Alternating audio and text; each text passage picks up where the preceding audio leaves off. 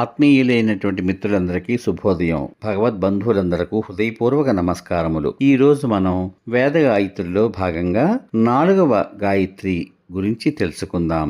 ఈ రోజు మనం నేర్చుకునేటువంటి 4వ గాయత్రి శ్రీ మహాలక్ష్మి గాయత్రి మంత్రం. ముందుగా శ్రీ మహాలక్ష్మి గాయత్రి యొక్క మంత్రాన్ని 3 సార్లు పఠిద్దాం. ఓం మహాలక్ష్మ్యై చ విద్మహే విష్ణుపత్ని చ ధీమహి తన్నో లక్ష్మీ ప్రచోదయాత్. ఓం మహాలక్ష్మ్యై చ విద్మహే విష్ణుపత్ని చ ధీమహి తన్నో లక్ష్మీ ప్రచోదయాత్. ఓం మహాలక్ష్మ్యై చ విద్మహే విష్ణుపత్ని చ ధీమహి తన్నో లక్ష్మీ ప్రచోదయాత్. ఇప్పుడు ఈ మంత్రంలోని ప్రతి పదానికి అర్థం తెలుసుకుందాం. ఓం అంటే పరబ్రహ్మ స్వరూపిణి అయిన పరమాత్మకు ప్రణామము. మహాలక్ష్మీదేవికి అంటే సర్వమంగళకరికి అని అర్థం. విద్మహే మనం తెలుసుకుందాం, ధ్యానం చేద్దాం. విష్ణుపత్ని విష్ణు భార్య అయిన లక్ష్మీదేవికి ధీమహి మనస్సును నిలిపి ధ్యానిస్తున్నాము. తన్నో ఆ దేవి లక్ష్మి శుభ సౌభాగ్య కరుణామయి లక్ష్మీదేవి ప్రచోదయాత్ మా బుద్ధిని ప్రేరేపించునుగాక. ఇవి ఈ మంత్రంలోని పదాలకు అర్థాలు.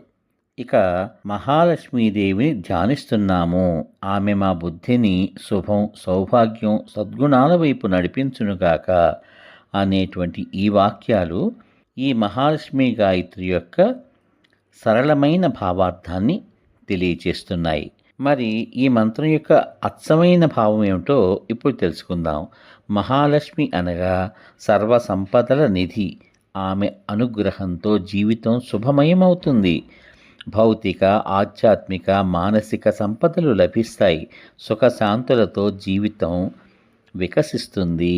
మరి ఈ మహాలక్ష్మి గాయత్రి చదవడంలో అంతరార్థం ఏమిటంటే, లక్ష్మి అంటే కేవలం ధనం మాత్రమే కాదు, ఆరోగ్యం, జ్ఞానం, ధైర్యం, కీర్తి, సంతృప్తి, ధర్మబద్ధమైన సంపద ఇవన్నీ లక్ష్మీతత్వంలోని విభిన్న రూపాలు. జప సంఖ్య మనం ప్రతిసారి చెప్పుకున్నట్లుగానే 11 సార్లు కానీ, 21 సార్లు కానీ, 108 సార్లు కానీ శుక్రవారం పూట, పౌర్ణమి పూట జపం చేయడం ఉత్తమ సమయంగా పెద్దలు చెబుతున్నారు. అదేవిధంగా దీపావళి, వరలక్ష్మి వ్రతం నాడు కూడా ఈ మహాలక్ష్మి గాయత్రిని ధ్యానం చేయడం వల్ల మనం ఎన్నో కోరుకున్న సత్ఫలితాలను పొందుతామట. మరి మనం ఎక్కడ కూర్చొని జపం చేయాలి? శుభ్రమైన పూజా గృహంలోనే. ఏ దిశగా కూర్చొని జపం చేయాలి? తూర్పు లేదా ఉత్తరం వైపు. అలా జపానికి ముందు మనం చేయాల్సిన పని ఏమిటి? శుచిత్వంతో అంటే శుభ్రతలతో దైవ భక్తితో దీపం వెలిగించి అప్పుడు జపం చేయడం ప్రారంభించాలి. శ్రీ సూక్తం, లక్ష్మీ తంత్రం, పద్మపురాణం మొదలైన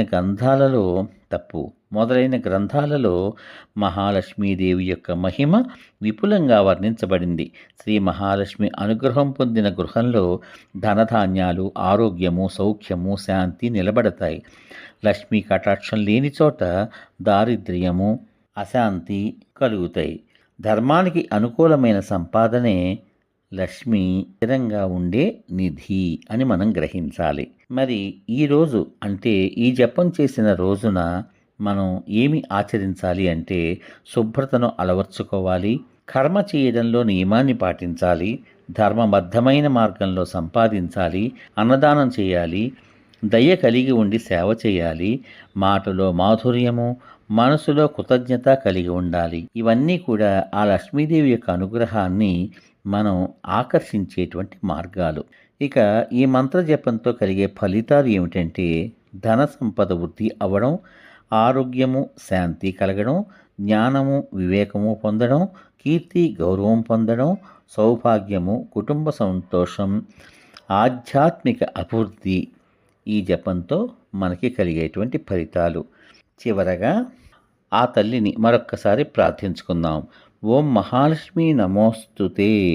మా మనస్సును శుభ మార్గంలో నడిపించు. మా జీవితంలో ఆరోగ్యము, శాంతి, సంతోషము, సద్గుణ సంపదలు నింపు అని ఆ తల్లిని మనస్ఫూర్తిగా ప్రార్థించుకుంటూ చివరగా ఓం శ్రీ మహాలక్ష్మీయై నమః.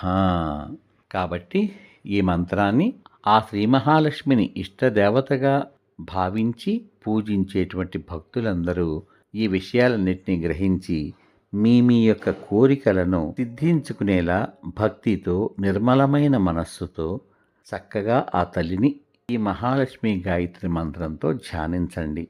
మళ్ళీ రేపటి భాగంలో మరో దేవత యొక్క దేవగాయత్రితో మీ ముందుకొస్తాను. అంతవరకు సర్వే జనా సుఖినో భవంతు. శుభమస్తు. స్వస్తి.